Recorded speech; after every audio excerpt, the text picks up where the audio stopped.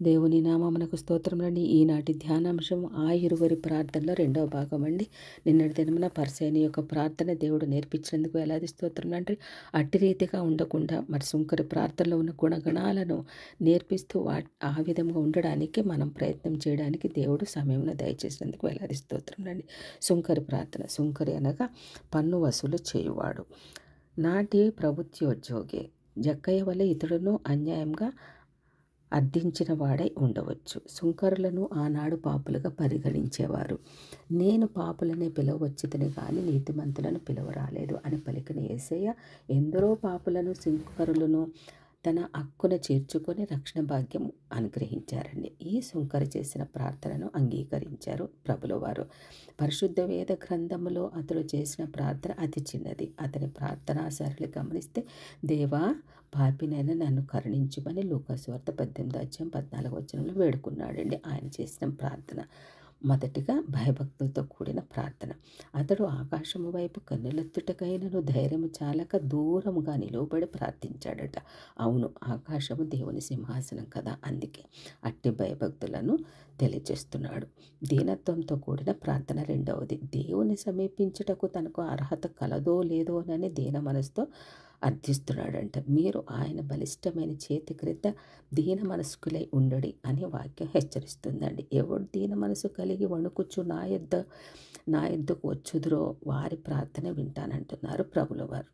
యెహోవా మహోన్నతుడైనను ఆయన దీనులను లక్ష్యపెట్టును కనుకనే ఇతని ప్రార్థన దేవుడు విన్నాడండి. మూడవదిగా ప్రలాపించిన ప్రార్థన. తన పాపములను గూర్చి దుఃఖంతో కడు వేదన నొంది రొమ్ము కొట్టుకునుచు ప్రార్థించాడట. అధిక శోకము ఉన్నప్పుడే రొమ్ము కొట్టుకోవడం అనేది నదీ ప్రవాహం వలె నీ కన్నీరు పారనిమ్ము అనే పరిశుద్ధ గ్రంథం వెల్లడి చేస్తుందండి. నాలుగవదిగా పశ్చాత్తాప ప్రార్థన. యోబు భక్తుని వల్ల నా దోషములెన్ని, నా పాపములెన్ని అని ప్రశ్నించుకొని విరిగి నలిగిన హృదయంతో కన్నీరు కార్చాడట. పశ్చాత్తాపడ్డాడు. తానున్న స్థితిని గ్రహించి పాపినైనా నన్ను కరుణించు అన్నాడండి.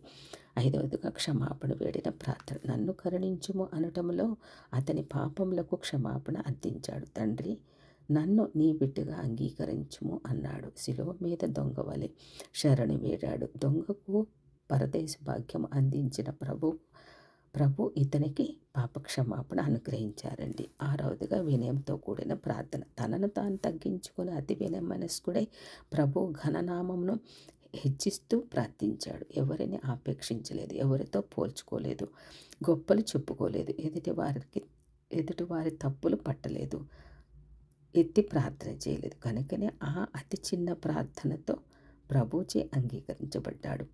ప్రభు మాట జ్ఞాపకం చేసుకుంటే అతని కంటే ఇతడు నీతిమంతునిగా తీర్చబడి తన ఇంటికి వెళ్ళెను అని అన్నారండి. అట్లు నీతిమంతునిగా తీర్చబడుటకు కారణం అతని పశ్చాత్తాప హృదయం, అతని హృదయగత వినయ గుణము. అందుకే ప్రభు అన్నారిలాగున, తన్ను తాను హెచ్చించుకునివాడు తగ్గింపబడిననియు, తన్ను తాను తగ్గించుకునివాడు హెచ్చింపబడిననియు అన్నారండి. తనను హెచ్చించుకొని డాంబికముగా ప్రార్థించిన పరిసేని ప్రార్థన అంగీకరింపబడక అతడు అనీతిమంతుడుగాను, తనను తాను తగ్గించుకొని పశ్చాత్తాప ప్రార్థన గావించిన సుంకరి నీతిమంతుడుగాను తీర్చబడి తమ ఇండ్లకు వెళ్ళారు. అంత మాత్రమే కాదు, పరిసేయుడు తనని తాను ప్రభు చిత్తానికి సమర్పించుకోలేదు, కానీ సుంకరి అట్టిది చేశాడు. అందుకే ఆ తీర్పు.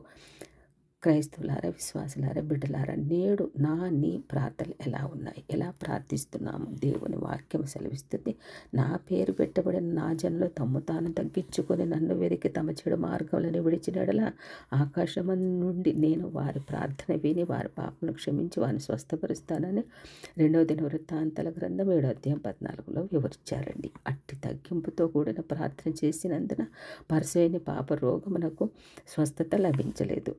సుంకరి అట్టిది చేసినందున అతనికి క్షమాపణ, పాపరోగ స్వస్థత, ఎనలేని శాంతి సమాధానంలో అనుగ్రహింపబడ్డాయండి.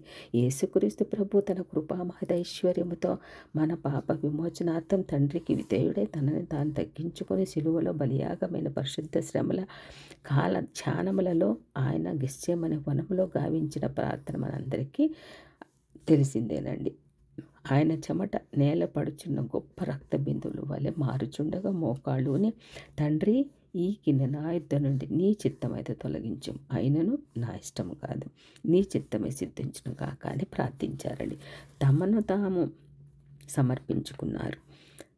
ప్రతివారును తన శిలువ మరణము ద్వారా రక్షింపబడినట్లు వేదనతో రోదనతో కన్నీరు విడిచి ప్రార్థించారు. ఆయన మరణించి తిరిగి లేచి తండ్రి కుడిపార్శ్వన కూర్చుండి అనుదినము మన కొరకు విజ్ఞాపన చేయుచున్నారు. అట్టి గెత్సేమనే ప్రార్థన మనకు ఆచరణీయమండి. ఈ ప్రభు శరీరధారిగా మన మధ్య నివసించినప్పుడు ఎన్నో విధములుగా ప్రార్థించవలనని బోధించారండి. ఇటు రీతిగా దేవుడు అనేకమైన ప్రార్థనలు మనకు నేర్పించినందుకు వేలాది స్తోత్రం అండి. మన ప్రార్థనలో కూడా మరి మంచి ప్రార్థనలు చేసి దేవుని యొక్క సన్నిధానానికి చేరి ప్రార్థన చేయడానికి దేవుడు బలపరచును గాక. ఆమేన్.